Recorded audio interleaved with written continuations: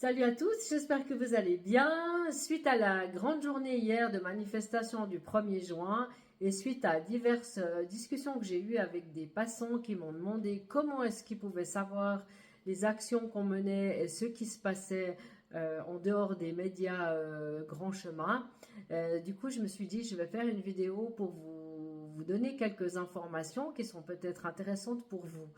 Donc hier, il y a eu la grande manifestation samedi 1er juin à la Place des Nations à Genève contre le traité des pandémies de l'OMS, qui ne s'est heureusement pas signé la semaine passée parce que pas suffisamment d'États ont accepté ce traité, donc c'est une très bonne chose pour les peuples. Mais du coup, la semaine passée, ils ont fait des amendements. Donc, il faudra que je me tienne informée de ces amendements. Je viens de recevoir la traduction française pour voir en quoi ça consiste. Mais le traité est reporté à 2025, donc ne rien lâcher. Avant la manifestation, le matin, il y a une grande conférence de presse avec plusieurs avocats qui ont parlé. Il y a une vidéo qui est déjà partagée sur les réseaux sociaux. La bonne nouvelle, c'est qu'elle sera transcrite en français par notre amie Viviane Coindet, mais ce sera un texte à lire. Mais au moins, on aura la traduction pour pouvoir lire tout ce qui s'est dit à cette conférence de presse. Suite à la manifestation donc de hier qui s'est merveilleusement bien déroulée, on était vraiment énormément, l'ambiance était super, le soleil était au rendez-vous, c'était vraiment magnifique, j'ai fait des rencontres extraordinaires. Et puis le soir, j'ai regardé par curiosité notre chaîne télévision nationale que vous connaissez. Et ils ont montré la manifestation, à ma grande surprise. Ils ont dit qu'on était 500. À mon avis, on était quand même plus. Et ensuite, il y a un monsieur qui a parlé, un spécialiste en psychologie dans les théories du complot, et qui a évidemment dit que les participants à cette manifestation, en grande partie, étaient des théoriciens du complot, sans preuve à l'appui.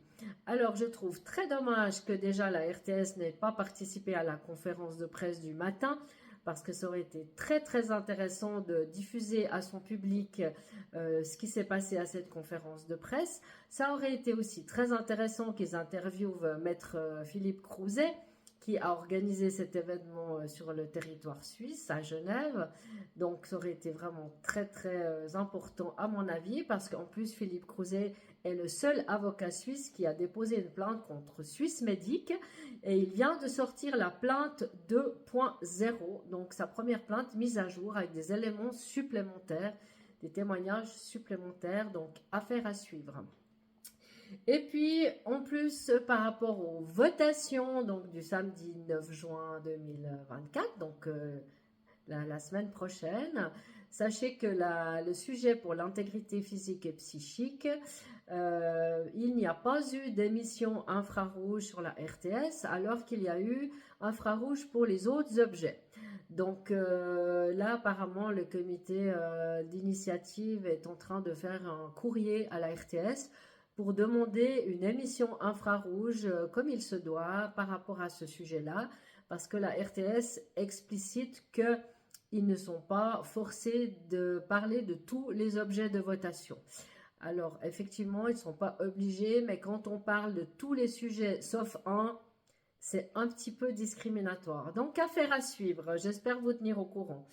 Et puis, j'ai décidé aussi de vous dire que ce soir, sur la RTS, au 19h30 en principe, nous verrons la présidente du collectif Parents, donc Vanessa, qui dépose la pétition au Grand Conseil Genevois. Donc, on verra ce que ça donne.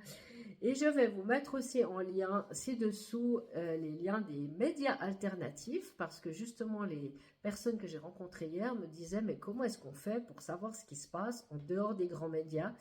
Et du coup, je me suis dit « Je fais cette vidéo, je mets en lien ici, ci-dessous en commentaire, les médias alternatifs que vous pouvez suivre, allez lire ce qu'ils font et les soutenir, les encourager, parce qu'ils font de l'excellent travail. » Donc voilà, c'était les news du 2 juin 2024. Belle suite de journée, bye bye.